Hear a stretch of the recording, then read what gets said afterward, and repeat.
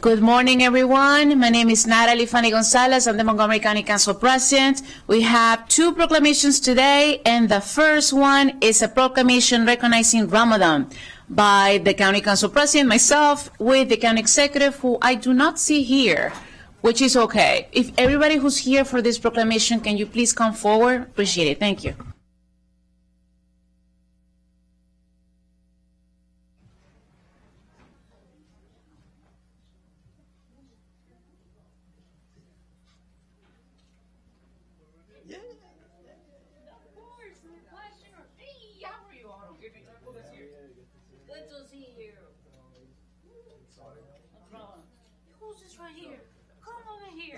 You're so cold. Are you cold? You look so cold right now. Mike is not cold.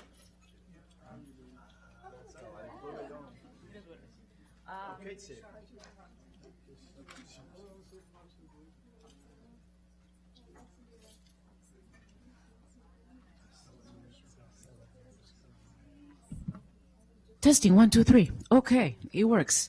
Again, Assalamu alaikum and Ramadan Mubarak.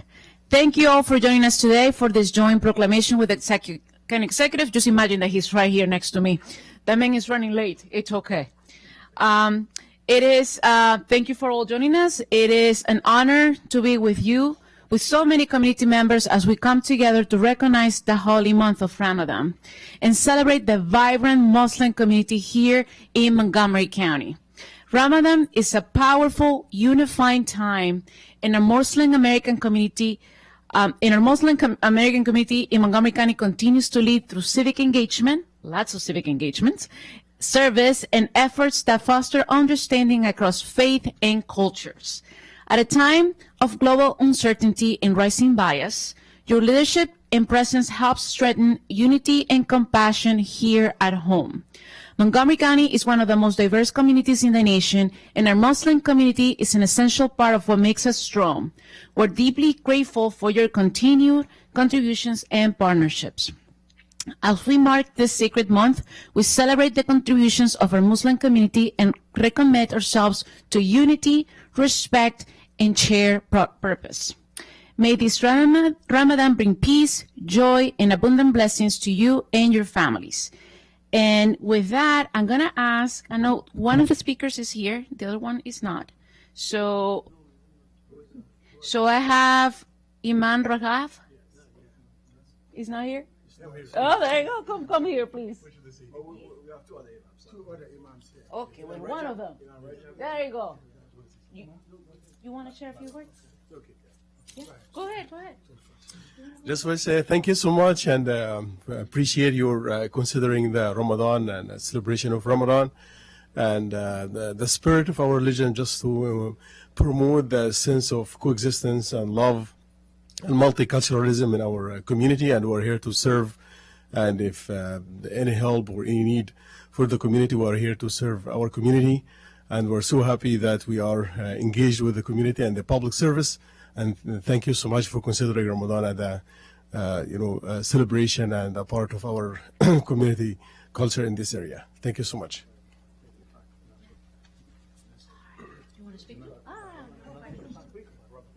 Don't be shy. Come on. Opportunity for new faces. Good morning, everyone, and Assalamu alaikum. Indeed, it is an honor to be here to represent the Muslim community on this special day of recognition, reminding ourselves that Ramadan is once again with us. It's a month of spiritual upliftment, and we appreciate the efforts of the County Council to have been able to recognize the Muslim community as a vibrant and forceful force in this community. We appreciate the efforts and thank them once again for the wonderful efforts. Thank you. Thank you so much. See, that wasn't difficult. With that, I'm going to read the proclamation. The County Council of Montgomery County, Maryland proclamation. Whereas the Montgomery County takes great pride in being a community of people from all cultures, ethnicities, and religions, including the Muslim American community, and whereas Muslim culture has had a far-reaching impact on world civilization, and Muslim Americans continue to make substantial contributions to every profession and trade in Montgomery County and beyond. And whereas the Muslim American community has been exemplary in civic involvement and community service to improve the quality of life for all communities and to foster understanding across all faiths and cultures. And whereas the Muslim American community enriches Montgomery County through cultural diversity, interfaith dialogue, and initiatives that strengthen social cohesion and mutual understanding. And whereas Montgomery County residents and employees benefit tremendously from a better understanding of Muslim Americans as an integral part of our community. And whereas Islam is a religion of peace and the month of Ramadan is observed as a time of fasting, prayer, reflection, and community by Muslims around the world, including those in Montgomery County, Maryland. Now, therefore, be resolved that the County Executive Mark Elrich and the entire County Council of Montgomery County, Maryland, hereby proclaim February 18, 2026 through March 19, 2026 as Muslim American Ramadan in Montgomery County. We encourage your residents to join us in recognizing the contributions of the Muslim American community and to participate in the activities during the holy month of Ramadan. Presented on the 24th day of February in the year of 2026 by the County Executive and Council President Natalie Fane Gonzalez. What a great honor it is to be with each one of you. Thank you so much for coming. And we have plenty.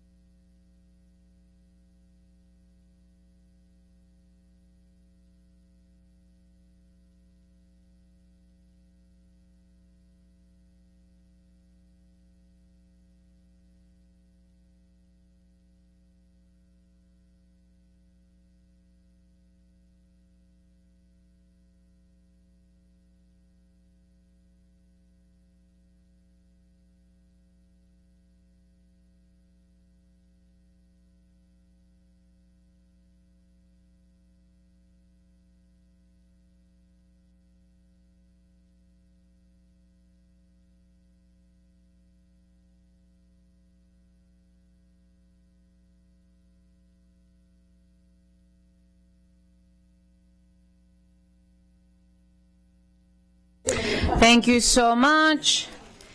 Next, we have a proclamation recognizing Teen Dating Violence Awareness Month by Councilmember Scott with the County Executive.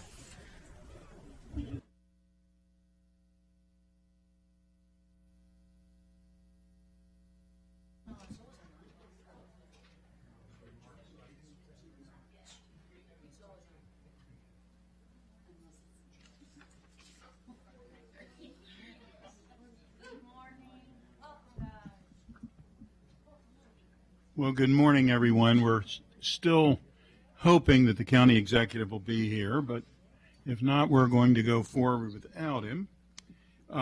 February is Teen Dating Violence Awareness Month, and you're going to see many people today wearing the color orange. I have my orange tie on to raise awareness.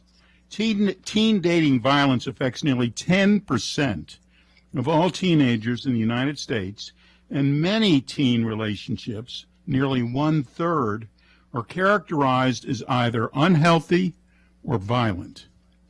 Teen dating violence includes physical, psychological, or sexual abuse, harassment, or stalking of any person ages 12 to 18 in the context of a past or present romantic or consensual relationship.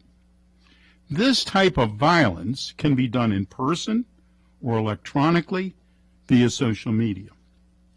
Teen dating violence especially affects girls between the age of 16 and 24 years of age, who are 3 times as likely than any other demographic to be abused by a boyfriend or other intimate partner.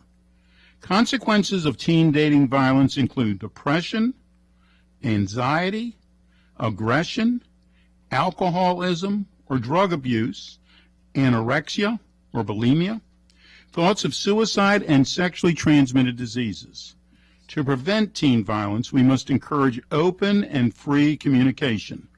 It is imperative that we make sure both boys and girls understand the importance of trust, respect, and honesty in relationships. Choose Respect Montgomery is an initiative of the Montgomery County Domestic Violence Coordinating Council, and its mission is to promote respect in dating relationships and to raise community awareness about the prevalence of teen dating violence. Choose Respect will host Respect Fest on March the 15th from 1 p.m. to 4 p.m. at the Wheaton Community Recreation Center. There will be free food, performances, activities, a resource fair, and the ability to earn SSL hours. If you're experiencing teen dating violence, you are encouraged to contact the Family Justice Center. The number is 240-773-0444. Let's work together to stop teen dating violence once and for all. Thank you very much. I'm going to ask Debbie Feinstein, who's the Chief of Special Victims Divisions from the State's Attorney's Office, to say a few words, please. Good morning. Good morning. Thank you so much to Councilmember Katz and to the entire County Council, and to all of my colleagues that are here today to stand in support of Teen Dating Violence Awareness Month. Teen dating violence, as Councilmember Katz indicated, affects 1 in 3 girls and 1 in 4 boys. Unfortunately, there are not specific statistics to non-binary individuals, but we do know that with the LGBTQA community that the incidence of teen dating violence is actually higher than it is in the general population of teens. And I think that's a really important thing to note. Another really important thing to note is that boys are almost equally affected as girls. And we have a lot of studies that still need to be done to really assess the impact fully across our entire teen population. There are a lot of negatives that come along with teen dating violence, as Councilmember Katz indicated.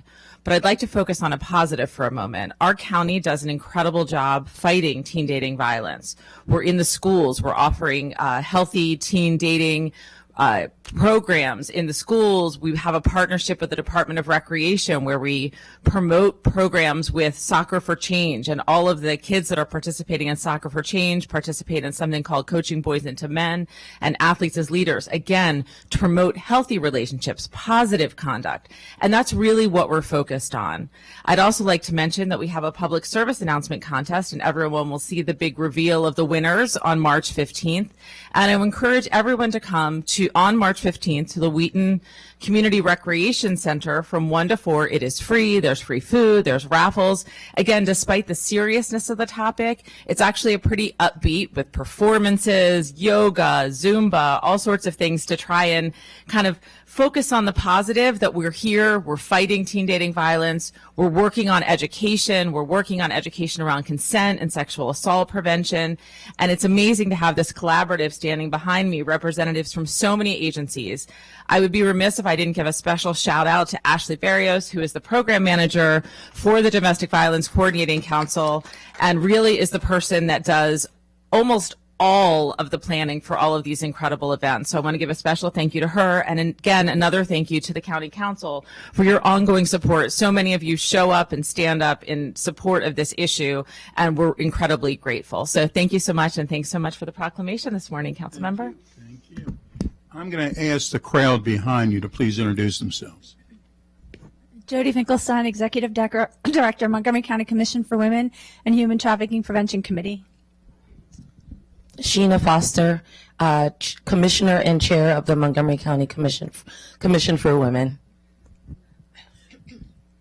Shoa Tajamo, Commissioner, Montgomery County Commission for Women, and I also sit on DVCC. Keena Jones, Assistant Sheriff at the Montgomery County Sheriff's Office. Good morning, Maxwell Wee. I'm the sheriff here in Montgomery County. Tom Mannion, Director of the Family Justice Center with the Sheriff's Office. Lucia Diebel, intern with the Montgomery County Family Justice Center. Ben Stevenson, Director of the Department of Corrections and Rehabilitation, also sitting on the DVCC. Smita Varia, Program Manager, Family Justice Center, Sheriff's Office. Tony Gibby, Community Educator and Outreach Specialist for Montgomery County Trauma Services. Hi, good morning. Ashley Barrios, Manager of the Domestic Violence Prevention Programs with the Family Justice Center. Thank you. Thank you all for everything you do. We're going to read a proclamation. I guess because the county exec's not here. And I think it should be noted that he is very supportive of this as well. I will read the proclamation. This is, whereas teen dating violence occurs within dating relationships when one partner seeks to gain power and control over another person and includes any of these types of abuse, physical, sexual, psychological, emotional, financial, stalking, and technological, and whereas 1 in 3 teens in the U.S. will experience physical, sexual, or emotional abuse from someone they are in a relationship with before they become adults. 1 in 12 adolescents nationwide experience physical dating violence, and 1 in 10 experience sexual dating violence. And whereas February is Teen Dating Violence Awareness Month and provides an opportunity for our community to acknowledge the prevalence of teen dating violence and promote education about this issue for our residents, and whereas Choose Respect Montgomery, a prevention initiative of the Montgomery County Domestic Violence Coordinating Council, offers a public service announcement video competition, programs for teens, educational programs and videos, and a community-wide virtual festival, Respect Fest, from March 8th through the 15th, 2026, and in person on March 15th, 2026, at the Wheaton Community Recreation Center. Choose Respect is supported by the Montgomery County Family Justice Center Foundation, Montgomery County Public Schools, and many partner agencies who offer services and support for teens, and whereas together we can reduce dating violence in Montgomery County through public awareness, now therefore it be resolved that County Executive Mark Elrich and the entire Montgomery County Council hereby proclaim Teen Dating Violence Awareness and Prevention Month in Montgomery County. We ask our community to recognize the pervasive problem of teen dating violence, engage in education and prevention efforts, support our friends and families in the process of seeking services, and spread the word about the help available through the Family Justice Center and Trauma Services. It's presented today, and it's signed by County Executive Mark Elrich and County Council President Natalie Feeney Gonzalez. And with that, we're going to take a picture. You don't want me to drop the mic?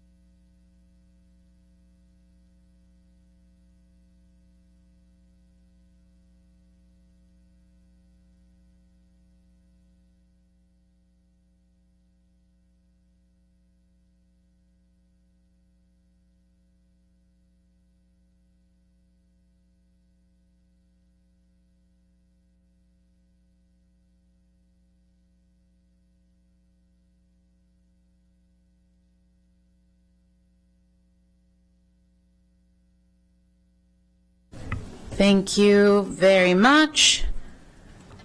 We will move on to general business. I have one announcement today. Pursuant to Section 3-211 of the General Provisions Article of the Maryland Code, I am announcing that the Open Meetings Compliance Board issued an opinion dated February 9, 2026, regarding a complaint filed against the council on October 29, 2025. In response to the complaint, the board found that the council did not violate the Open Meetings Act with respect to preparing minutes for a May 14, 2025 closed session. The board also found that the council did not violate the act with respect to posting minutes online. The board opined that two closing statements of the council for October 7 and October 28, 2025 did not include sufficient details about the topics of the meetings as required by the act. This announcement is not an admission of a violation or an agreement with all aspects of the board's opinion. The council appreciates and respects the board's thorough review and recommendations. The council and our staff are committed and will continue to be committed to transparency and full adherence to all requirements under the Open Meetings Act. Also, Councilmember Sales is attending today's meeting virtually, which she's on, right? Okay. Now we have the minutes from the, okay, can I have a motion to approve the minutes for January 27 and February 3rd, 2026 council sessions have been circulated to council members for review. Are there any objections for approving these minutes? No, so moved. Thank you. Seeing none, these minutes are approved. Now, the council will now sit as the district council for a briefing on the planning board draft amendment to the master plan for historic preservation for the Rosebud House. If the planning department and council staff can please move forward. And whenever you're ready, please kick us off. Take your time.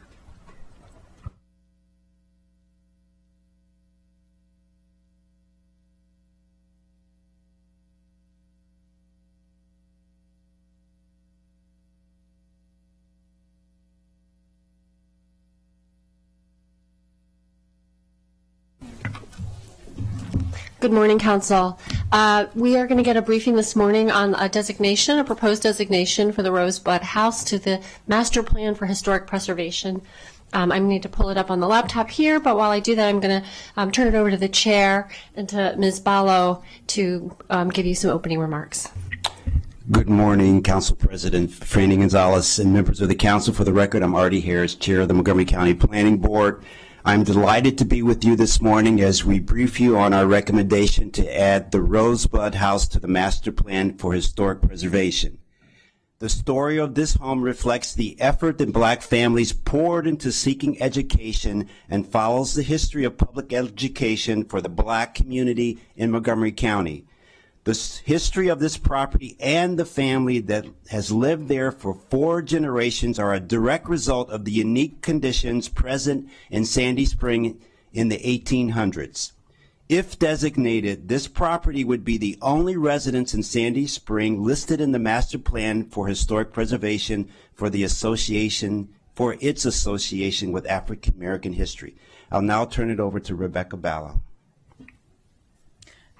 Good morning. My name is Rebecca Ballo. I'm the Division Chief for Historic Preservation with Montgomery Planning. Thank you all for having us here this morning. I will be very brief. This has been a wonderful project. The property owner, Ms. Romaine Rose, approached our office in 2022 asking how she could share and celebrate the history of her family and the history of this wonderful property that they have owned in Sandy Spring for over 100 years. So we worked very closely with Ms. Rose over these past 3 years, and we're very pleased to bring you this briefing this morning on the designation report. I'm going to turn it over to Serena Bolliger, Cultural Resources Planner with our office, to give you the full briefing this morning. Thank you.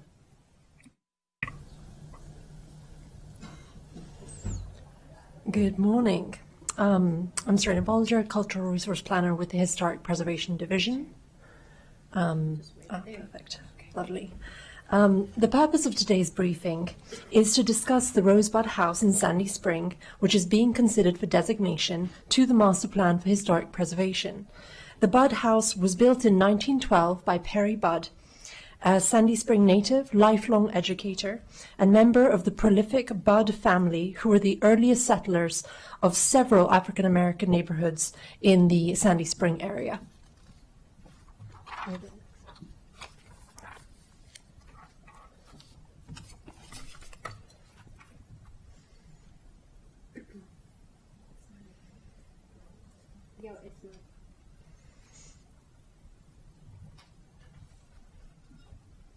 Just hold on for a second. We have some technical difficulties.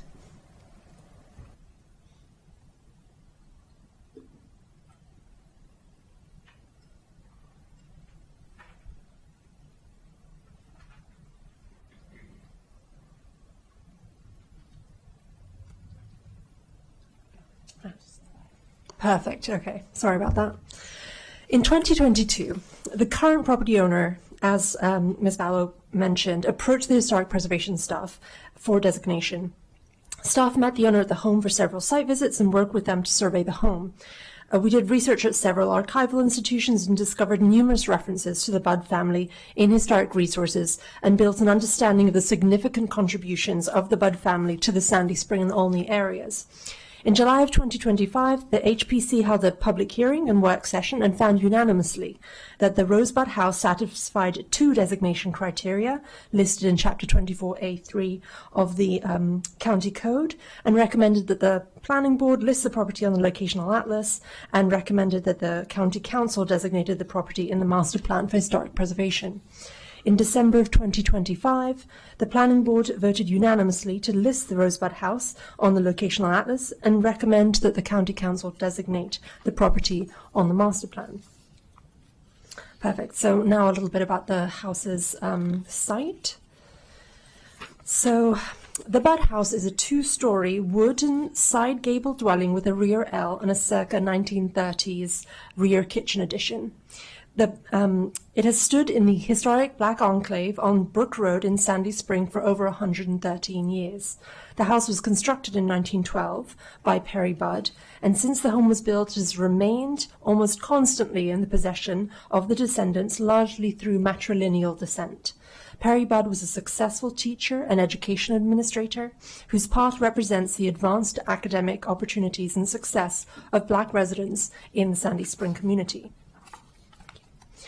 The Budd House is located in Sandy Spring at 18583 Brook Road, which is indicated by the red pin. It's about a mile north of the historic Sandy Spring district and the Friends Meeting House and the Sharp Street Church. There are several designated properties in the Sandy Spring areas, and you can see they're highlighted in black there, including several White Quaker homes, the Sandy Spring Historic District, the Sharp Street Church, and Oddfellows Lodge. The property has never been evaluated. However, we have considered African American resources in the area in the past. In 1976, an African American historic district consisting of pre-1900 era homes was included in the original atlas for its representation of the prosperous free Black community established here during the 1800s. But by the time the district was reviewed by the HPC in 1986, it no longer had enough historic fabric or cohesion to be designated as a district. So the history of these families and that community is not represented on this map of existing designated sites. So the staff is recommending an environmental setting that incorporates the entire parcel, it's about 2.7 acres, containing the historic Budd dwelling. Sorry. And now a brief overview of the history of the property. So Sandy Spring, beginning in the early 1700s, members of the Snowden, Brooke, and Thomas families founded a white Quaker community around a fresh spring site and called it Sandy Spring. The Quakers, also known as Friends, in this area consisted almost exclusively of agriculturalists known for their innovation in farming. The Quakers' defining creed champions peace, equality, and community, and they became early adopters of the abolition movement. While many Quakers in Sandy Spring and nearby Brookville initially relied on enslaved labor, the slate-level Quaker administration issued a ruling in 1760 discouraging involvement in slavery, and the Quakers of Sandy Spring were among the first in Maryland to systematically manumit their enslaved workforce. By the early 1800s, had freed virtually all of the people they held in bondage. Therefore, black residents in this area had early opportunity for land ownership, paid labor, and education. So several free black communities then developed north of Sandy Springs locus along the road eventually known as Brook Road. And on the screen is an 1865 map of Sandy Spring and an image of its turn-of-the-century streetscape. Two black communities in particular developed along Brook Road, the Black Enclave of Sandy Spring and a community named Cincinnati. Elsewhere in Montgomery County, black neighborhoods developed largely as standalone communities, whereas the black community in Sandy Spring and Cincinnati existed as enclaves within the white community because of the relative interracial goodwill with the Quakers.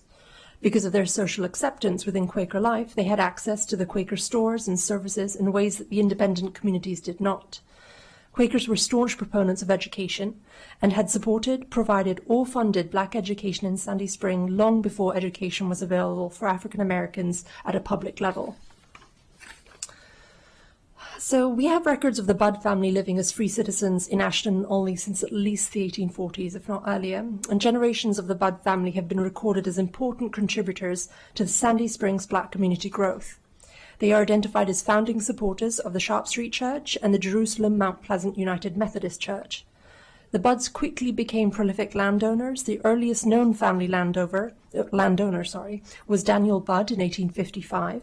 And you can see on this map that by 1879, several members of the Budd family owned land in the Sandy Spring area, including Lydia, Samuel, J.T., and Hamilton Budd. The subject site is marked with a red arrow. It wouldn't have existed at this point, but we wanted to mark it on the map. And the land is, Arnold Water is the owner of the land. And then the surrounding Budd properties are marked in blue, at least in 1879. So the Budds worked in critical professions within the community, including construction, blacksmithing, education, and transport. Richard Perry Budd, which is the subject home builder's uncle, after whom he was named, Daniel Budd Jr., and Samuel Budd operated a blacksmith shop together to the west of the current Budd House on Brook Road, and records indicated that they worked for several prominent Quaker families and aided in the construction of the Brookville Academy, the Sandy Springs store, and possibly master plan historic sites Oakley, Cloverly, and Bloomfield. 18 acres of Richard Perry Budd, the uncle's estate on Brook Road, was sold for the construction of the Maryland Normal and Agricultural Institute, which was a pioneering trade school established in Sandy Spring for black students. Community historians identified 4 circa 1860s Budd family homes in the northeastern Montgomery County Black Oral History Study of 1983, and they were identified as having local significance, but all 4 have been demolished. The subject site is marked in red, and the former Budd sites are marked in blue on this map. So now moving on to the builders of our home. Perry Budd was born in 1861 to Samuel and Lydia Budd. Their 6 children likely all attended the Sharp Street School after it was established in 1866, but before public school was provided by Montgomery County. The Montgomery County's lack of higher education opportunities for black students indicates that he and his family must have made substantial efforts to secure him the secondary education needed to go to university. Despite the structural obstacles to gaining a primary and secondary education at 18, Perry Budd was accepted to study at the Centenary Biblical Institute, which is now known as Morgan State, which he attended starting in 1879. According to family history, Perry Budd was in Hampton, Virginia in 1886, where he met and tutored Amanda, also recorded as Alamanda Armstead. She was recorded as mixed race in the census, and family history records her as having Native American ancestry, although this remains unconfirmed due to the lack of recording of Native American history and ancestry.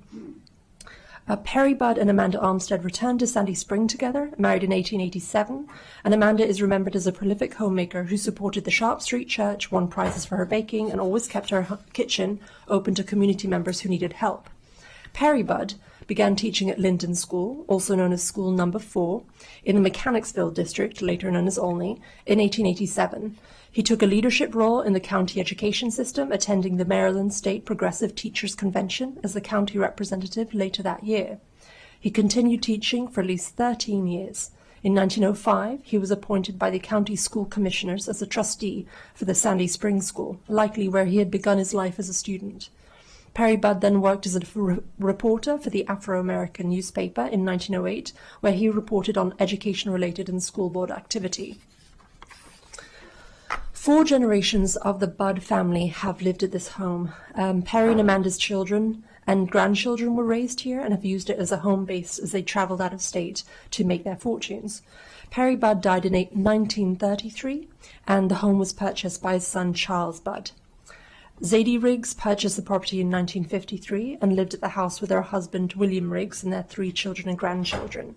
Zadie Riggs was a domestic worker and worked in an MCPS cafeteria in the 1950s, while William Riggs commuted all the way by bus to Washington, D.C. daily, where he was employed by the British Embassy. Under Zadie Riggs' ownership, the family supplemented their income by selling lumber from the wooded rear of the property. During the mid-20th century, the property surrounding the house was planted with apple, pear, persimmon orchards, as well as walnut trees and grape vineyard. Zadie canned much of the fruit in the home. The property passed from Zadie to Mary Alice Rose, who graduated from business school and worked as a supervisor for the National Association of Letter Carriers. Her husband, Ronald Wayne Rose Sr., was an Air Force veteran. Romaine Marie Rose, their daughter, now lives in the home and requested the designation. And on the screen are photos of the family taken at the home over the last century. The house has remained remarkably intact since its 1912 construction, and despite some modernizations, retains its striking size, massing, and design. Notable landscape features include the hedgerow in front of the home, which has been there since at least 1920. So here's our evaluation and recommendation. So the Budd House meets 2 designation criteria as listed in Chapter 24A of the Montgomery County Code and retains historic integrity to express its period of significance. It meets 1A, historical and cultural significance. The historic resource has character, interest, or value as part of the development, heritage, or cultural characteristics of the country, state, or nation. The Budd House is representative of the development of the African American community in Sandy Spring. The house was constructed by Perry Budd, a member of the prolific Budd family, which settled several of the free black communities in and around Sandy Spring, beginning in the early 1800s. Ancestors of Perry Budd were founding supporters of several of the historic churches that the black enclaves used as a social lifeline. And a portion of the family's holdings was used for the establishment of the Normal and Agricultural Institute, a pioneering institution for higher education for the black community. Although the Sharp Street United Methodist Church and Oddfellows Lodge have been designated as master plan historic sites, there are no dwellings associated with any of the black enclaves around Sandy Spring designated on the master plan for historic preservation. Most of the resources associated with the black enclaves of Sandy Spring and Cincinnati are no longer extant or highly altered. Therefore, the Budd House is a critical resource that represents a significant and unique part of the black experience in the county.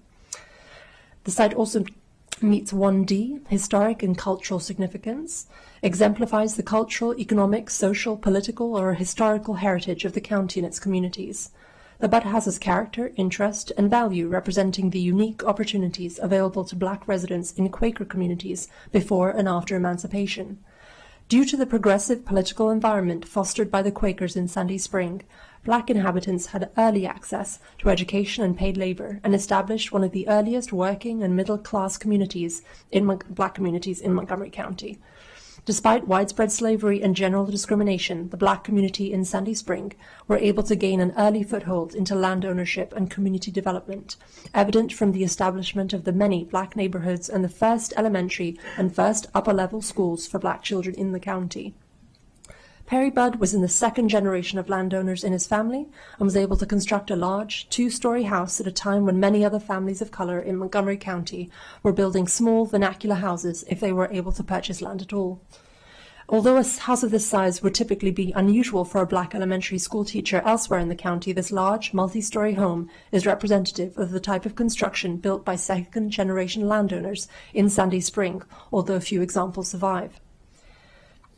Many resources, particularly homes, have been lost due to the demolition of late 19th and early 20th century buildings. Preservation would recognize a cultural asset that reflects generations of African American life and underscores the importance of Black education to early generations of free Black residents. The Budd family were engaged in all aspects of relatively integrated Sandy Spring community, farming for white Quakers and helping them construct important civic spaces, while also working centrally in the establishment of the Black community. So overall, we request that the County Council takes the following actions. 1, finds that the house meets the designation criteria, and 2, lists the property in the master plan for historic preservation. Do you have any questions? Thank you so much for the amazing presentation. I wonder if anybody has a question. I see Councilmember Bojowondo. Dawn and I were racing to the mic here. I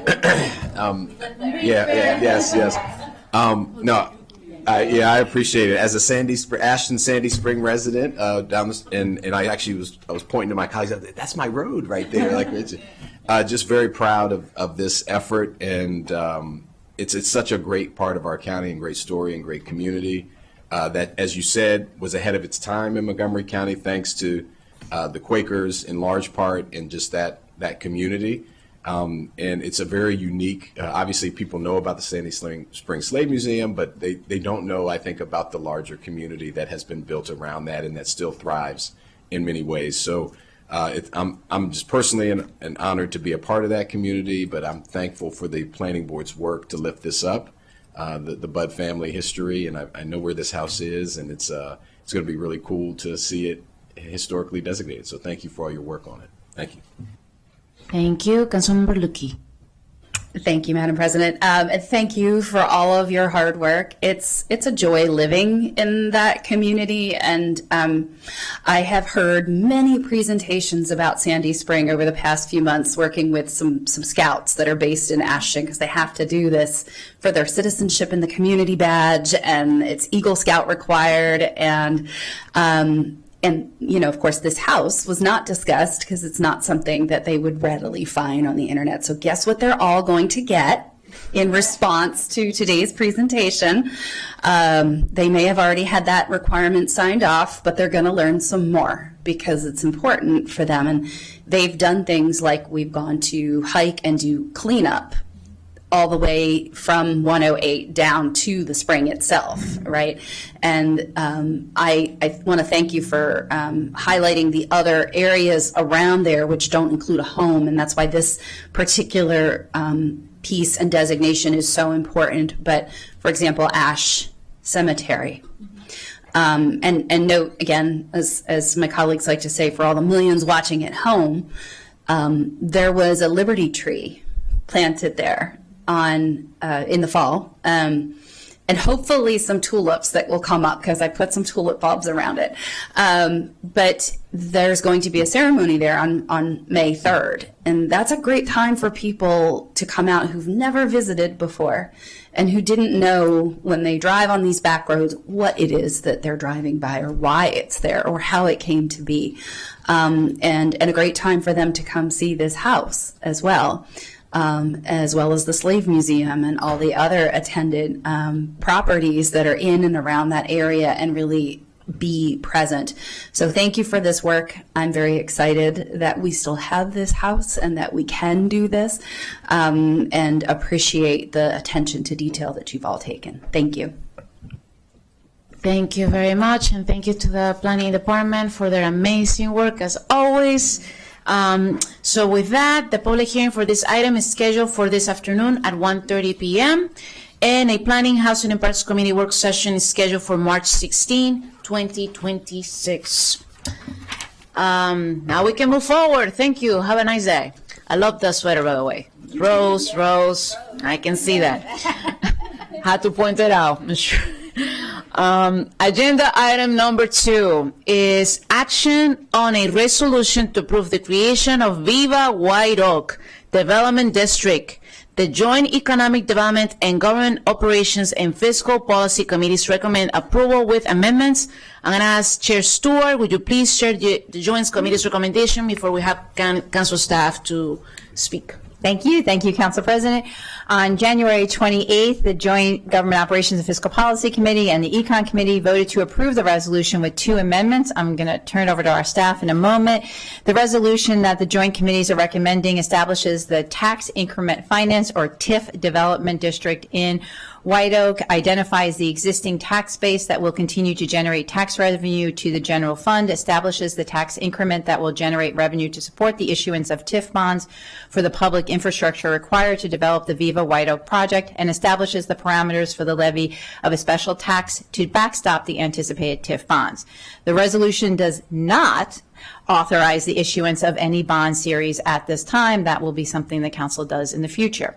The Viva White Oak Development District would consist of approximately 294 acres located in the eastern portion of the county near the U.S. Food and Drug Administration headquarters and Adventist Hospital. The current owner and the contract purchaser of the property to be included within the proposed development district have submitted a petition to create the district as required by the county code. I also want to note, in addition to passing this resolution out of committee, the joint committees did discuss the need to review the county code regarding the creation of TIFs. This is our very first time doing it. There are a lot of lessons learned throughout this process, and I just want to thank Mr. Gorzelek, Mr. Ali for all of their work on this. There were 2 amendments that we did also pass, but I'm going to let the experts discuss those 2 amendments and another that was included in the packet. So, Mr. Gorzelek, it is all yours. All right. So there were 2 amendments which the Joint Committee recommended. The first, both of which, if you look in circle pages 121 and 122 of the packet, that shows where they would propose to be set forth in the resolution as amended. The first amendment relates to the local park within the district. The amendment basically sets 2. It's the text of the amendment is set forth in the cover sheet of the packet on bullet point 4 of the description issue segment, and it sets forth the sort of the backstop by which the timing for when the local park must be delivered. It notes that it needs to be before the issuance of the bonds that we're presently contemplating as Series C bonds in the executive fiscal report. The actual nomenclature may be subject to change, and the resolution accounts for that. And it also must be before the issuance of the final use and occupancy certificate for the townhouse development that is anticipated during those earlier stages. So that's the first amendment. The second amendment relates to the use of the, which is set forth, on bullet point 5 of the description issue section of the cover sheet. Relates to the use of the development district funds to finance additional roadway and transportation infrastructure improvements outside the geographic boundaries of the development district, but which directly relate, that is allowed under the county code.